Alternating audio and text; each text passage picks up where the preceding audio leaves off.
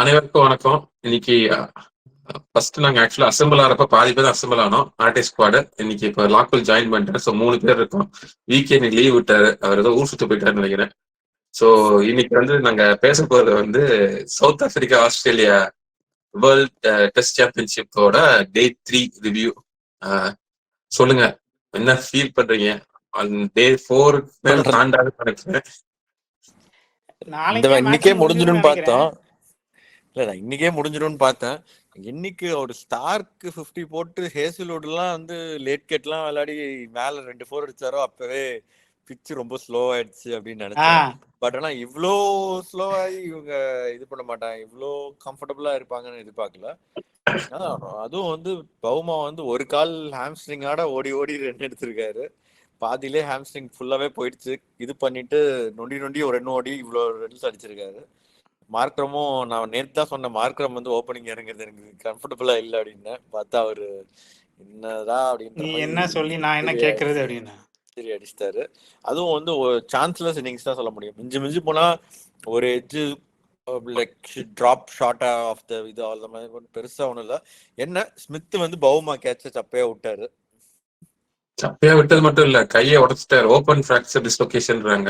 அவர் அதனால அடுத்த சீரீஸ் இருக்க மாட்டாரு. விட்டது ஏன்னா கேச்சஸ் டிராப் மேட்சஸ் மாதிரி கப்பத் விட்டுட்டாரு அப்படின்னு சொல்லலாம்.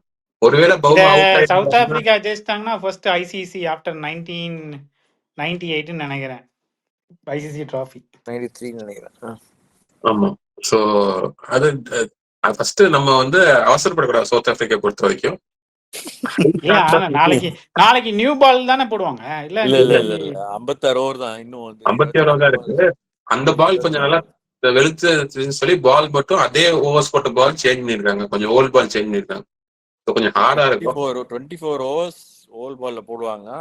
அதுக்கப்புறம் நியூ பால் வரும். அதுக்குள்ள இப்போ நாளைக்கு மார்னிங் ஓவர் காஸ்ட் கண்டிஷன்ஸ் ஏதாவது இருந்து டக்குன்னு ஒரு 2-3 விக்கெட் எடுத்து அதுக்கப்புறம் 24 ஓவர் பொறுமையா விளையாடி நியூ பால்ல ஒரு 2-3 எடுத்தாதான் ஏதாவது சான்ஸ் இருக்கு. பட் பிச்சு ரொம்ப ஒண்ணுமே இல்லை. இந்த மேட்ச் ஃபுல்லா பார்த்தேன். தேர்ட் டே ஒண்ணுமே இல்லை அந்த பிச்சில். ஆக்சுவலா பயங்கரமா ஸ்பின் ஆக ஆரம்பிச்சிச்சு. ஆமா, திடீர்னு பார்த்தா என்னடா மும்பை ஸ்விட்ச் ரெட் சாயில் மட்டும் தான் இல்ல மும்பை ஸ்விட்ச் மாதிரி ஸ்பின் ஆயிட்டு இருக்கு. திடீர்னு டிராவல்ஸ் ஹெட் வைடு போட்டாருன்னா அங்க இருந்து பார்த்தா உள்ள ஸ்பின் ஆகுது. நான் ஆக்சுவலா லபுஷ்னே பவுலிங் போடுவாருன்னு பார்த்தேன், ஆனா அவர் போடல. பட் அவங்க ஆக்சுவலா பார்த்தா பிச்சு ஸ்லோ ஆனதுனாலதான் இன்னைக்கு வந்து தே பாட் அ டீசென்ட் லீட். ஒரு 50 ரன்ஸ் இன்னைக்கு காலைல ஸ்டார் கிடைச்சது. அது இல்லாம இருந்துச்சுன்னா இந்த மேட்ச் முடிஞ்சிருக்கும். இன்னைக்கே முடிஞ்சிருக்கும் அந்த மேட்ச். ஸ்லோவா இல்லைன்னா அவங்களும் ஓரளவு இதுவா இருப்பாங்கல்ல. அவங்க ஃபாஸ்ட் பவுலிங்கும் கொஞ்சம் பெட்டரா இருந்திருக்கும்ல. யூஸ்வலா வந்து நம்ம வந்து டே 4th இன்னிங்ஸ் வந்து இவ்வளவு அடிக்கிறது கஷ்டம்னு சொல்லுவோம். அது ஆக்சுவலா என்னன்னா 4th இன்னிங்ஸ் வந்து யூஸ்வலா எல்லாரும் 4th டே 5th டே விளையாடுவாங்க. 5th டே பிச்ல விளையாடுவாங்க. இப்போ வந்து எல்லா 4th இன்னிங்ஸும் தேர்ட் டேல விளையாடி முடிச்சிடுறாங்க எல்லாரும். லைக் எல்லாரும் அக்ரெசிவா விளையாடுறேன்னு சொல்லிட்டு யாரும் அந்த போன இதுல நாங்க சொல்லிட்டு இருந்தோம், நானும் விஜயும் சொல்லும் போது, இப்பெல்லாம் வந்து அந்த லாங் இன்னிங்ஸ்லாம் யாரும் விளையாட பாக்குறது கூட இல்லை, எல்லாம் சீக்கிரம் அவுட் ஆயிடுறாங்க. அதனாலதான் மோடி வந்து 4th இன்னிங்ஸ்ல இவ்வளவு ஸ்கோர் அடிக்கிறது கஷ்டம்னா நம்ம 4th டே 5th டே பிச்சில் வந்து நல்ல ரஃபா வந்து ஃபுட் மார்க்லாம் இருக்கும், பிச்சு வந்து பயங்கரமா ஸ்பின் ஆகும் அப்படின்னு இருக்கும். இப்ப பார்த்தோன்னா இருக்கிறதுலே பெஸ்ட் டே டு பேட் வந்து எந்த இதுலயுமே டெஸ்ட் மேட்ச்லயுமே வந்து தேர்ட் டே தான் சொல்லுவாங்க. அதுதான் இப்ப 4th இன்னிங்ஸ் விளையாடுறாங்க. இல்ல கிரேட் வந்து மாத்திரம் கொடுக்கணும். Fully in control. எல்லா ஷாட்ஸும் almost all shots under control. Soft hands, defence நல்லா விளையாண்டாரு. அதுவும் வந்து ஆஃப் சைட்ல பேக்வர்ட் பாயிண்ட் கிட்ட நல்லா பேக் பண்ணிருந்தாங்க. அதுக்குள்ள கேப் எல்லாம் பார்த்து 2 4 அடிச்சாரு. சோ அது வந்து 2-3 கவர் டிரைவ்லாம் நல்லா லெஜெண்டரியா ஆடினாரு. ஆமா. So I think he deserves the century. Bavuma வந்து பாராட்டியானோம். குப்பரை போட்டு ஃபீல்ட்ல வந்து டீக்கு முன்னாடி குப்பரை போட்டு ஸ்ட்ரெச் பண்ணி மசாஜ் பண்ணி விட்டு தேர்த்தி கொண்டு வந்துட்டாங்க. அது போட்டு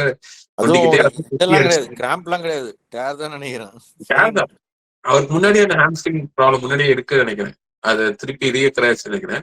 அதுல யாரோ ஆக்சுவலா சொன்னாங்க கமெண்ட்ரியில, இது வந்து ஒன்றும் பெரிய இது இல்லை, ஷான் புலக்னு நினைக்கிறேன், ஏற்கனவே அவர் வந்து ஹாம்ஸ்ட்ரிங் போயெல்லாம் அதை வச்சு மெயின்டைன் பண்ணி விளையாடிடுவாரு அப்படின்னாங்க. அந்த மாதிரி கையில ஒரு பெரிய கட்டு போட்டிருக்காரு, அது என்ன? அது ஏதாச்சும் கையில ஏதாச்சும் சும்மா இதுவா இருக்கும் இம்பாக்ட் இது அதுல அந்த ஃபர்ஸ்ட் இன்னிங்ஸ்ல இருந்தே போட்டிருக்காருடா அந்த ப்ரெப் அதான் பேண்டேஜ். அது தெரியல. சும்மா ப்ரொடெக்டிவா போட்டிருப்பாங்க. பட் இது சரி, வந்து நாளைக்கு என்ன இந்த வெதர் தண்டர் ஸ்டார்ம்ஸ்லாம் இருக்குங்கிறாங்களே, நம்ம அந்த சைடு வருமா? பட் ஆனா தண்டர் ஸ்டார்ம்ஸ் இருக்கட்டும், அதெல்லாம் இருக்கட்டும். பட் ஏன்னா இது 4th டே 5th டே ரிசர்வ் டே ஒன்று இருக்கு. ஸோ 3 நாள் இருக்கு இன்னும். ஸோ ரிசல்ட் எப்படி அதெல்லாம் வந்துடும். எப்படிதான் ரிசல்ட் கொண்டு வந்துருவாங்க. இதுக்கப்புறம் வந்து இந்த மேட்ச் தோக்கணும்னா சவுத் ஆப்பிரிக்காவோட தான். They only have to. ஏன்னா South Africa is well known for choking these kind of matches. அதனாலதான் நம்ம அவசரப்பட்டு சொல்லக்கூடாதுன்னு சொன்னேன். 69 ரன்னாலும் பரவாயில்ல, 69 ரன் வந்து அதிக வெற்றி வாய்ப்பு இருக்கு சவுத் ஆப்பிரிக்கான்னு சொல்லலாம். அவங்க ஜெயிக்கிற வரைக்கும் கன்ஃபார்ம் பண்ண மாட்டேன். 95% 95% சொல்லலாம். 90%. பிளஸ் ஆனா இந்த மாதிரி இதுலதான் வந்து ஒரு ஓப்பனிங் கிடைச்சா கூட இவங்க ஆஸ்திரேலியன் பவுலர்ஸ் கேன் எக்ஸ்ப்ளாய்ட். டக்கு டக்கு டக்குன்னு வந்து ஒரு இது போட்டு ஒரு விக்கெட் எடுக்க ஆரம்பிச்சாலும் ஒரு ஃப்ளோல போச்சுன்னா அப்படியே கண்டிஷன்ஸ் பயங்கர கொஞ்சம் ஸ்விங்கிங்கா இருந்தாலுமே 56 ஓவர் ஓல்ட் பால் வந்து ஒன்றும் பெருசா ஸ்விங் ஆக போறது இல்லை. அதாவது ஓவர் காஸ்ட் கண்டிஷன்ல கொஞ்சம் ஸ்விங் ஆகலாம், ஏதாவது ரிவர்ஸ் ஸ்விங் ஆகலாம்னு வச்சுக்கோ. அந்த மாதிரி வாய் ஏதாச்சும் ஒரு 2 விக்கெட் எடுத்து அந்த 24 ஓவர் கழிச்சு நியூ பால் வந்தும் இதை எடுத்தாதான் உண்டு. அதான் மார்னிங் பார்க்கணும். மார்னிங் ஏர்லி செஷன்ல ஓவர் காஸ்டா இருந்து விளையாடினாங்கன்னா, இல்ல மழை பெஞ்சு ஏதாச்சும் பிச்சு கொஞ்சம் இன்னும் கொஞ்சம் ரொம்ப க்ளோஸ் சரி, பண்ணி அதுக்கப்புறம் இப்ப யாரு இந்த இவங்க இந்த பேர் யாராவது அவுட் ஆயிட்டா நின்னு இருக்காங்க. இன்னும் இங்க வேற ஸ்டப்ஸ் இருக்கான். ஃபர்ஸ்ட் இன்னிங்ஸ்லயும் அப்படி தாண்டா இருந்தாங்க. எங்கதான் இருந்தாங்க? ஃபர்ஸ்ட் இன்னிங்ஸ் பிச் வேற, செகண்ட் இன்னிங்ஸ் பிச் வேற. இந்த பிச்ல வந்து ஃபர்ஸ்ட் இன்னிங்ஸ்ல இதே தான் போட்டாரு. கமின்ஸ் 6 விக்கெட் எடுத்தாரு. இந்த கமின்ஸ் 1 விக்கெட் எடுக்கல. ஸ்டார்க் வந்து அவ்வளோ ரன்ஸ் கொடுத்தாரு. ஏன்னா அவ்வளோ அக்ரெசிவா வந்து லைக் அடிச்சாலும் பரவாயில்லன்னு சொல்லிட்டு ஃபுல்லா போட்டு விக்கெட் எடுத்தாரு. ஏன்னா வந்து பிச் வந்து அவ்வளோ ஸ்லோ ஆயிடுச்சு. என்னதான் போட்டாலும் லென்த்ல போட்டா கூட பேக் ஃபுட்ல ஏறி சும்மா வந்து டிரைவ் பண்ணி சிங்கிள் எடுத்துட்டு இருந்தாங்க. ஒண்ணுமே இல்லை பிச்ல. இப்ப பயங்கர ஸ்லோ ஆயிடுச்சு. ஸோ அதான் நிறைய பேட்ஸ்மேன் இருக்காங்க. ஸ்டப்ஸ், பெட்டிங்ஹாம், கைல் வெரன், மார்க்கோ யான்சன், மகாராஜும் போனது. இப்ப ஸ்டார்க் 50 அடிச்சார். ஸ்டார்க் 50 அடிச்சாருன்னா இவங்களும் டிஃபெண்ட் பண்ண முடியும்ன்ற நான் என்ன சொல்றேன்னா, ஸ்டார்க் 50 இவங்க பவுலிங் அவங்க பவுலிங் ஒன்னாடா? அப்படி கிடையாது. ரெண்டு பவுலிங் வந்து ஐ திங்க் ரெண்டும் ஈக்குவல். எனக்கு தெரிஞ்சு நான் சொல்றேன், இந்த மேட்ச்ல நல்லா போட்டது ஆக்சுவலா பார்த்தா ரபாடா தான். இப்போ நீ வந்து அவங்க ஃபர்ஸ்ட் இன்னிங்ஸ்ல அடிச்சது காரணம் லுங்கி நல்லா போட்டு கொடுத்துட்டாரு. செகண்ட் இன்னிங்ஸ்ல ஸ்மித் விக்கெட் எடுத்தாரு, முல்லருக்கு வெப்சர் விக்கெட் எடுத்துறாரு, அதெல்லாம் ஓகே. பட் 2 இன்னிங்ஸ்லயும் 2 நிறைய கொடுத்தது லுங்கி இருந்தது. அவங்க இந்த இதுல யாரும் இல்லை, அவ்வளவுதான். ஆக்சுவலா நீ இப்போ man of the match contention பார்த்தீங்கன்னா ஃபர்ஸ்ட் ரபாடா, அப்புறம் பவுமா, அப்புறம் மாக்ரம், அப்படிதான் வரும் என்னைய பொறுத்த வரைக்கும். பவுமா வந்து 2 சேர்த்து 9 விக்கெட். பவுமா வந்து ஃபர்ஸ்ட் இன்னிங்ஸ்ல 30 ரன் அடிச்சாரு. இப்போ ஒரு 50 அடிச்சிருக்காரு. இவ இதே பேஸ்ல போனார்னா ரபாடாக்கு தான் கொடுப்பாங்க நினைக்கிறேன். ரபாடாக்கு தான் கொடுப்பான். பட் இன் கண்டென்ஷன் நாளைக்கு ஏதாவது வெயிட்டா கம்பேக் கொடுத்துட்டாருன்னா நாளைக்கு யாராச்சும் வெயிட்டா காமிச்சு ஏதாச்சும் ஸ்டாருக்கு 2 விக்கெட் எடுத்தா கூட 50 ரன் அடிச்சிருக்காரு, இவ்வளவு விக்கெட் அடிச்சிருக்காருன்னு கொடுத்துட்டு விட்டுருவாங்க. நாளைக்கு பார்த்தோம். பட் மோஸ்ட்லி அதான் சவுத் ஆப்பிரிக்கா ஜெயிச்சிரும் தான் நம்மளுக்கு தெரியுது. இதுக்கு மேல ஒன்றும் பெரிய இது இல்லை. அதுவும் இவங்க முல்டரும் வந்து ஆக்சுவலா அந்த விக்கெட் அவுட் ஆனோடனே முல்டரும் வந்து கொஞ்சம் நல்லா அக்ரெசிவா விளையாடினாரு. ஆல்மோஸ்ட் டக்கு டக்குன்னு 5 4 அடிச்சாரு. அதுக்கப்புறம் அப்படியே நின்ட்டார். அதான் பிரச்சனை ஆயிடுச்சு. 5 4 ஃபாஸ்டா போச்சு. அதுக்கப்புறம் ரொம்ப கொஞ்சம் ஸ்லோ பண்ணாரு. அதுக்கப்புறம் பார்த்தா விக்கெட் போயிடுச்சு. அதாவது 17-18 ரன்ஸ் ஆஃப் 24 பால்ஸ் இருந்தாரு. கடைசியா அதுக்கப்புறம் அடுத்த 40 பாலுக்கு 10 ரன் தான் அடிச்சாரு. அதனாலதான் அவுட் ஆனான்னு நினைக்கிறேன். ஃபர்ஸ்ட் அக்ரெசிவா விளையாடிட்டு இருந்தாரு. கொஞ்சம் ரன்ஸ் வந்தோடனே சரி இது பண்ணிட்டோம் அப்படின்னு பார்த்தாரு நினைக்கிறேன். ஆனா இவங்க எல்லாரும் பவுலிங் ட்ரை பண்ணாங்க. ஆக்சுவலா அபுஷ்னேர் பவுலிங் போடுவான்னு பார்த்தேன். அவர் நீங்க போடல. ஆக்சுவலா அவருக்கு ஒரு சான்ஸ் கொடுப்பாங்க. இந்தியாவோட சீரீஸ்ல அவருக்கு சான்ஸ் கொடுத்தாங்க. ஸோ அது அடுத்து அவர் இன்னும் கொஞ்சம் பால் இதாச்சுன்னா அடுத்து அவருக்கு ஒரு சான்ஸ் வரும்னு நினைக்கிறேன். இவங்க கொஞ்சம் பெருசா ஒன்றும் பவுலிங் ரொம்ப ஓவர்ஸ் போடல first innings. So fast bowlers ஒன்றும் பெருசா டயர்டா இல்லை. ஸோ அதனால சான்ஸ் கொடுக்கலன்னு நினைக்கிறேன். நாளைக்கு லயனை எடுத்தவனை இறக்கி விட்டுருவாங்கல்ல. பால் நல்லா ஸ்பின்னர். ஓவர் காஸ்ட் வந்து ஃபுல்லா ஃபர்ஸ்ட் எடுத்தோடனே சீம் பவுலர்ஸ் தான் போடுவாங்க. ஸ்டார்க்கும் ஹேஸ்வுட் தான் ஸ்டார்ட் பண்ணுவாங்கன்னு நினைக்கிறேன். ஓவர் காஸ்ட் கண்டிஷன் யூஸ் பண்ண ட்ரை பண்ணுவாங்க. ஆனா பட் 10 ஓவர்ல தெரிஞ்சிடும் கதை. ஃபர்ஸ்ட் 10 ஓவர் தாக்கு பிடிச்சிட்டாங்கன்னா ஈஸியா அதாவது முடிச்சுட்டு என்னன்னா 24 ஓவர் கழிச்சு நியூ பால் இவங்க தான் போட்டாகணும். எடுத்த உடனே ஒரு 10 ஓவர் போட்டுட்டு அதுக்கப்புறம் 14 ஓவர் வேற யாருக்காச்சும் கொடுத்தாதான் திரும்ப இவங்க வந்து நியூ பால் யூஸ் பண்ண முடியும். ஸோ 10 ஓவர் அதுக்கப்புறம் கமின்ஸ் வந்துருவாரு, அதுக்கப்புறம் கேப் போட்டு நியூ பால் திரும்ப இவங்க போட்டு ட்ரை பண்ணுவாங்க. அதனால மேட்சஸ் 69 ரன் அடிக்கணும், அடிக்க மாட்டாங்களா? இல்ல அடிச்சிடுவாங்கன்னு சொல்றேன், பட் சொல்ல முடியாது. திடீர்னு ஏர்லி டக்குன்னு வந்தவொடனே ஒரு 2 விக்கெட், ஃபர்ஸ்ட் ஒரு 10 ஓவர்ஸ் 2 விக்கெட் வந்துச்சுன்னு வச்சுக்கேன். அதுக்கப்புறம் அடுத்த ஒரு 14 ஓவர் 2 கொடுக்காம கொஞ்சம் ஓட்டினாலே நியூ பால் எடுத்துடலாம். நியூ பால்ல கண்டிப்பா வந்து ரன்ஸ் வந்தாலும் ஒரு 2-3 விக்கெட், ஒரு 6 விக்கெட் போயிடுச்சுன்னா எப்படி ரெண்டு எட்ஜாவது வெளியே வரும். இன்னும் பயப்பட குமார் அப்படின்னு கேட்கறாங்க. பயந்துட்டியா குமாரு?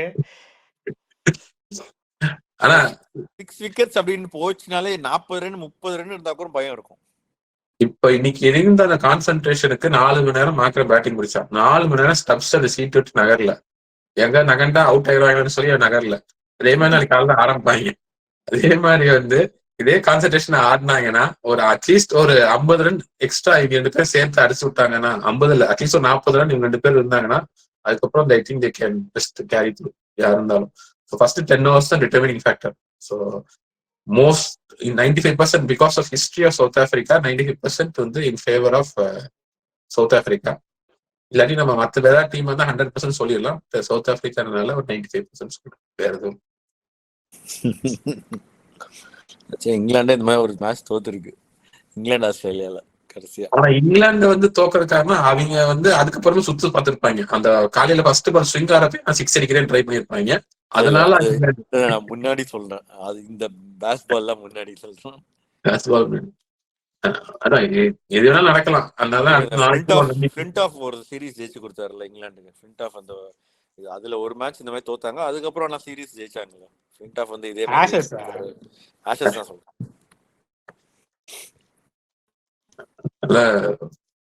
பாப்போம் நாளைக்கு எப்படி ஓடுதுன்னு பாப்போம். So it will be interesting match. Interesting match. நான் வந்து நேத்து வந்து அதான் முடிஞ்சிருச்சு ஆஸ்திரேலியா ஜெயிச்சிச்சுன்னு கூட சொன்னேன். அடிக்க மாட்டாங்க இதுக்கப்புறம் எவ்வளவு அடிச்சாலும் பரவாயில்ல அப்படின்னு. இல்ல ஆனா நேத்து போஸ்ட் கான்ஃபரன்ஸ் மேட்ச் போஸ்ட் டே கான்ஃபரன்ஸ்ல வந்து நாங்க எந்த டார்கெட்னாலும் அடிச்சிருவோம் அப்படின்னு அவங்களே கான்ஃபிடண்டா சொன்னாங்க. South Africa they have some belief in them. பாப்போம். ஏவி டிலியர்ஸ் வேற வெளியே உட்காந்து அங்க பியர் குடிச்சிட்டு மேலேங்களையும் ஆடிட்டு இருக்காரு. அவர் ஆர்சிபி ஜெயிச்சிட்டாரு. ஆர்சிபி அவர் வெளியே போனப்பறம் எல்லாம் ஜெயிப்பாங்கன்னு நினைக்கிறேன்.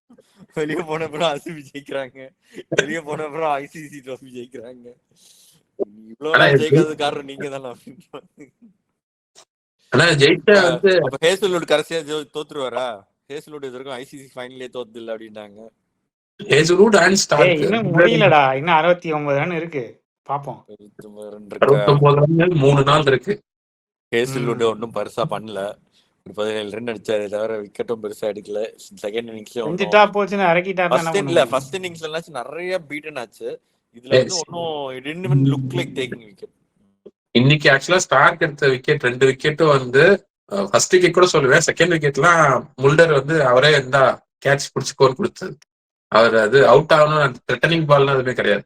இந்தாப்பா பிடிச்சிக்கோன்னு அவர் பாட்டு கையில கொடுத்தாரு தவிர அது பவுமா கேட்ச் வந்து கொஞ்சம் ரொம்ப இவங்க ஃபீல்டர்ஸ் வந்து ரொம்ப க்ளோஸா இருந்தாங்க. ஏன்னா வந்து ரொம்ப டிராப் ஆகுதுன்னு சொல்லிட்டு இந்த பால் ஆனா ஆல்மோஸ்ட் செஸ்ட் கிட்ட வந்துச்சு. நார்மல் ரெகுலேஷன் கேட்ச் தான், பட் ரொம்ப க்ளோஸா இருந்ததுனால டக்குன்னு வந்துச்சு. அதோட விழுந்து கையும் உடச்சிட்டாரு பாவம். ஃபார்ம்ல இருந்தவர். இன்னிங்ஸ்ல எதுவும் கிடையாது. இந்த மேட்ச் ஒன்றும் இல்லை அவரு. இதுக்கு அடுத்த சீரீஸ் தான் பார்க்கணும். மேட்ச் சீரீஸ் கிடையாது, மோஸ்ட் லைக்லி கிடையாதுன்னு பாப்போம். அது அப்புறம் பேசுவோம் அதை பத்தி. டிஸ்லோகேஷன் தான் அதுனா ஃபுல்லா ஃபிராக்சர் மாதிரி காம்பவுண்ட் டிஸ்லோகேஷன் அப்படின்னு போட்டுருந்தாங்க. காம்பவுண்ட்னா யூஸ்வலா ஓப்பன் இன்ஜரி தான் சொல்லுவோம் நாங்க. காம்பவுண்ட் காயம் காம்பவுண்ட் ஃபிராக்சர் ஃபிராக்சர் டிஸ்லோகேஷன் சொன்னாங்க. ரெடியூஸ் பண்ணனும் அப்படினாங்க, ஆனா ரெடியூஸ்லாம் பண்ணல. அவங்க அங்கெல்லாம் எதுவும் பண்ணல, அப்படியே கூட்டு போயிட்டாங்க. இல்ல ரெடியூஸ் பண்ற டக்குன்னு ரெடியூஸ் பண்ணிடுவாங்க. அங்கேயே வெளியே ஆன் ஃபீல்ட் பண்ண மாட்டாங்க. அங்க பக்கத்துல அங்கேயே என்ன சொல்றது, அவங்க ட்ரெஸ்ஸிங் ரூம்லயே பண்ணிருப்பாங்கன்னு நினைக்கிறேன். அட்லீஸ்ட் அவங்க என்ன பிசியோ பண்ணுவாங்களா? அங்க ஆர்த்தோ டீம் வச்சிருப்பாங்களா? இல்ல பிசியோ பண்ணிடுவாங்க. அவங்க ஸ்போர்ட்ஸ் தெரபிஸ்ட் பிசியோதெரபிஸ்ட் தான் இருப்பாங்க. அவங்க இந்த மாதிரி மைனர் இன்ஜரிஸ் ஹேண்டில் பண்ணுவாங்க. அப்படி முடியலன்னா டக்குன்னு பக்கத்துல இருக்க ஹாஸ்பிட்டல் அவங்க வச்சிருக்க பிசியோ வந்து சும்மா வந்து ஐஎஃப்டி இது மட்டும் வச்சுட்டு போறவங்க இல்ல, ஓரளவுக்கு இந்த ஸ்போர்ட்ஸ் இன்ஜரி எல்லாம் படிச்சவங்க தான் வச்சிருப்பாங்க. அவங்க நம்ம இப்ப அவங்க டீம் வந்து ஒரு பெரிய டீம் இருக்கும். அட்லீஸ்ட் ஒரு 4 பேர் இருப்பாங்க மினிமம். அதுல ஒருத்தர் ஆக்சுவலா ஸ்போர்ட்ஸ் மெடிசன் டாக்டர் ஒருத்தர் இருப்பார். அவங்க டீமோட டிராவல் பண்ணுவாங்க. He will be capable of doing reducing it. Some physios வந்து they have qualifications enough to do medical procedures. Depends. Anyway, ஏதாவது ஃபைனல் வேர்ட்ஸ் லாக்குல் உங்க நாளைக்கு சவுத் ஆப்பிரிக்கா ஜெயிச்சா நல்லா இருக்கும். ஆனா அது தோத்தா இது அதை விட இன்னும் நல்லா இருக்கும்.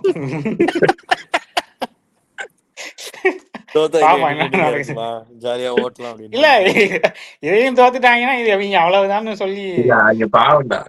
வேர்ல்ட் கப்ல செமிஃபைனல்ஸ் எல்லா வாட்டியும் நம்ம பாவம் பாக்குறோம் தான். என்ன பண்றது, அவங்க ராசி சரியில்லைன்னு நினைக்கிறாங்க. இல்ல வேர்ல்ட் கப்ல வந்து ஓடி வேர்ல்ட் கப்ல செமிஃபைனல்ஸ் வரைக்கும் வந்தாங்க. இதுல ஃபைனல்ஸ் தோத்து போனாங்க T20 வேர்ல்ட் கப்ல. அப்புறம் இதுல கூட செமிஃபைனல்ஸ் வந்தாங்கல்ல.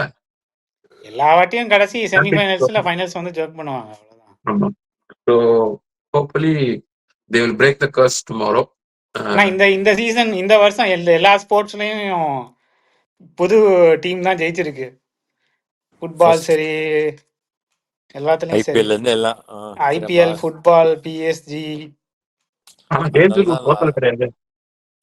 என்னது? ஹேசல்வுட் தோத்தது கிடையாது. எல்லாத்துக்கும் ஒரு இது, எல்லாத்துக்கும் ஒரு இது இருக்குல்ல, முடிவு இருக்குன்றீங்களா? அந்த ரெக்கார்ட் அவர் அங்கேயே பிரேக் பண்ணிருக்கலாம்ல. ஐபிஎல் ஹேசல்வுட் இங்க வந்து பிரேக் அங்க பிரேக் பண்ணியிருந்தாருன்னா பஞ்சாப் தான் புது வின்னர். அதுக்கு தான் அப்படி இருந்திருக்கலாம். என்ன பண்றது? Okay, so we'll be back with the tomorrow's match. Match முடிஞ்சோன்னா நாளைக்கு நாங்க மேட்ச் நாளைக்கு ஈவினிங் இந்த ரிவ்யூட வரோம். So signing off with this, your artist. Bye.